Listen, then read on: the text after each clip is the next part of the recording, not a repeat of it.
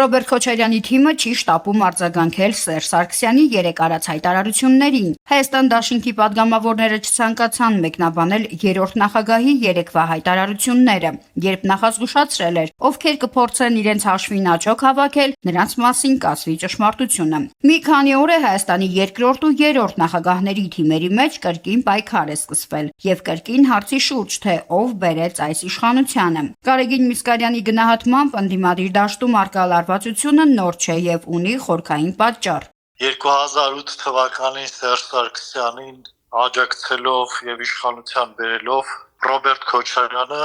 փորձում էր իր համար հող նախապատրաստել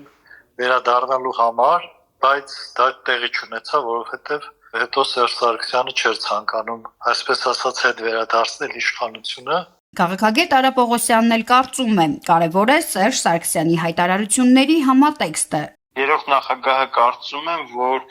այս հայտարարությունը անելուց նախ շատ կարևոր էր համատեքստը, թե ինչ համատեքստում արեց այս հայտարարությունը, իսկ ներդիմադիր պայքարի, հատկապես վերջին օրերի այսպես հիմնական թեզերից մեկը փոխադարձ մեղադրանքն է, թե ով ի վերջո բերեց Նիկոլ Փաշինյանին իշխանության։ Նրա գնահատմամբ հենց այս հարցն է դարձել ընդդիմադիր դաշտի թեժ կետերից մեկը, ինչը նաև շահարկվում է իշխանությունների կողմից։ Անդրադառնալով միասնական ընդդիմադիր ճակատի ձևավորման խնդրին, առնվազն այս պահին անհնար է համարում։ Միասնական ճակատ ստեղծել ներընդդիմադիր դաշտում այս պահին բավականին բարդ է, նույնիսկ կարելի ասել անհավանական այն առումով, որ այստեղ բախվում են բազմաթիվ շահեր եւ թեպետ համադրվող շահեր կա, ինչպես Սերժ Սարգսյանն իր խոսքում նշեց, պետք է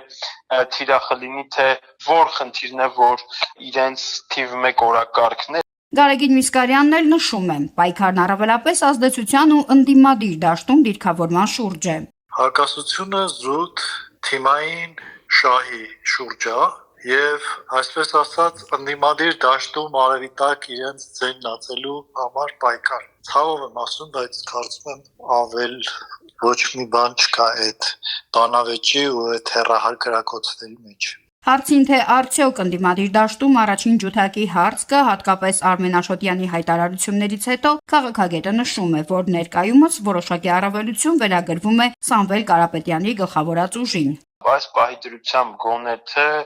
գրեթե բոլոր ընդդիմադիր ուժերը ընդունում են, որ Սամվել Կարապետյանի գլխավորած քաղաքական ուժը ունի որոշակի առավելություններ։ Գարեգին Միսկարյանը սակայն նշում է, առաջին ջութակի հարցը քաղաքական մրցակցության դրսևորում է, ոչ թե սկզբունքային տարաձայնություն։ Հարցին արդյոք Սերժ Սարգսյանի հայտարարությունը կարելի է դիտարկել որպես սպառնալիք ընդդիմադիր ուժերին, Արա Պողոսյանը զգուշավոր պատասխան է տալիս։ Ես կդժվարանամ նման գնահատական տալ։ Ըստ քաղաքագետի, ընդդիմադիր դաշտում արկա է ոչ միայն գաղափարական, այլև ուժային ու շահերի բարդ կոնֆիգուրացիա, եւ առաջիկա քաղաքական զարգացումները մեծապես կախված կլինեն այդ շահերի վերադասավորումից։ Նարինե Ղուկասյան, Ռադար Արմենիա։